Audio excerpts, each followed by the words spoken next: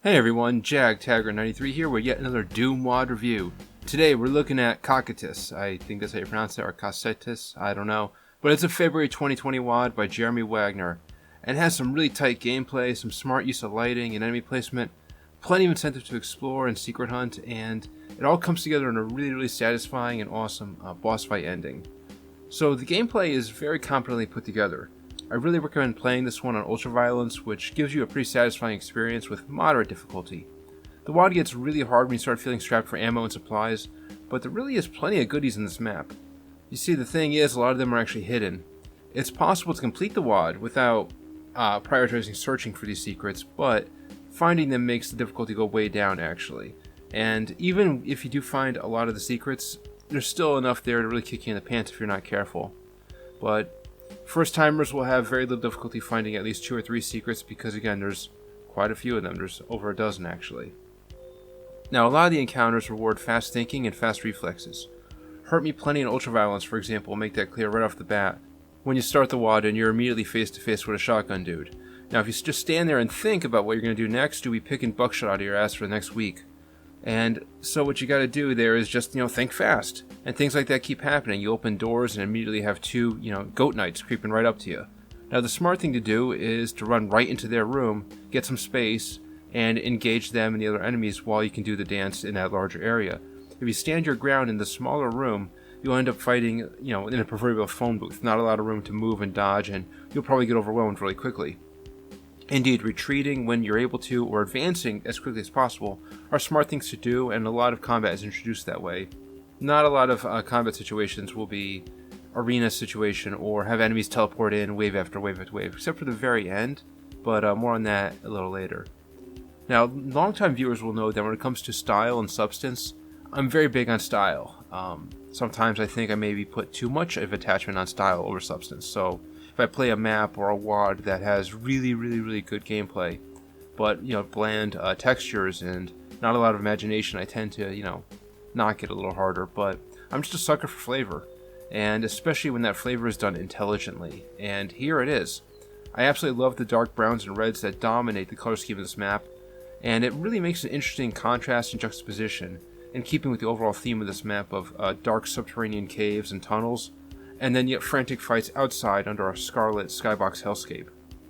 There's plenty of great claustrophobic tight corridors, and contrasted with that, some really large open courtyard areas, and the lighting matches in both situations. You see in the indoor areas, there is hardly any lighting, it's very dim, but not annoyingly so. It just makes sense, it's more immersive that way.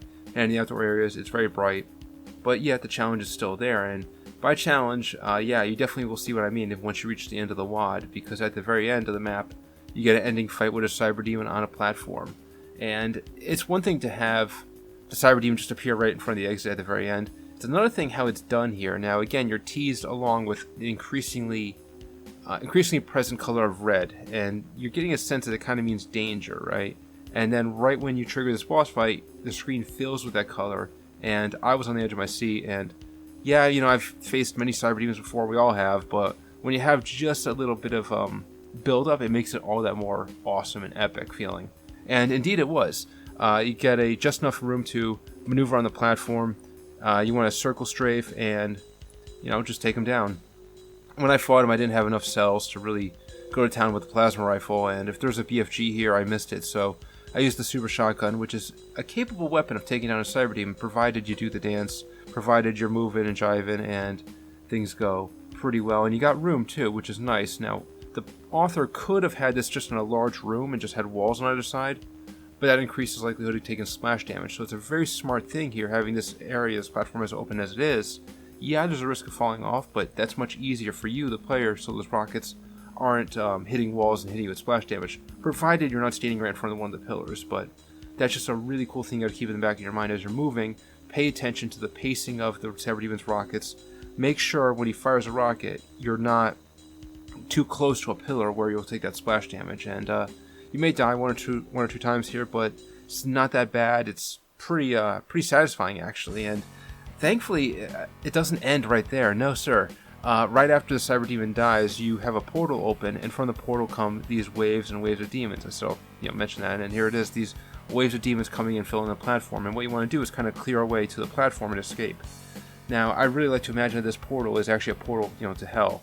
And of course, Doomslayer would want to exit a map by heading straight into hell and telling demons what's what. So I really love that as well. And I really love maps, too, that have that build-up, that kind of solid ending to them. Nothing disappoints me more, as you guys know, of flipping a switch and having the map abruptly end, and the switch being like a mundane switch you'd find anywhere. So, very solid experience overall. Now, there is one bizarre area in the map that I found that kind of had me scratching my head. It's this one area here where I get stuck after taking this long fall to the bottom of this waterfall. After falling, I knocked around a bit on the walls, but didn't find any switches or doors, and enemies above were just pelting me, so I was stuck, and I'm not exactly sure how this happened. I mean, having an inescapable area like this is a pretty big oversight. It's something that's common with new mappers and people who are a bit new to their craft. The author definitely seems very competent in making a good map, so I'm not going to say this is entirely a glitch or a problem with the map. It could be totally something I did. Maybe I missed a switch or missed a wall. I don't know, so I'm not going to beat the map too hard here. And again, this area here is pretty easy to avoid. It happens right before the plasma rifle. You have no reason at all to go beyond that point. Once you grab the plasma rifle, you continue on. And definitely play this one on Ultra Violence for the most satisfying experience.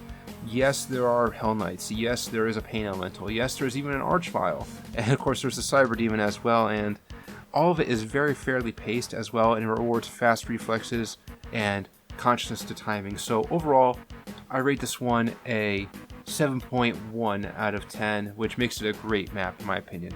Now, please note, when you download this, you're also going to need a very specific map texture pack as well, which I have linked in the description below. Alright, and that is all I really have to say about it. Now get playing. Thank you all for watching. This is Jag Taggart 93, signing out. Have a good one.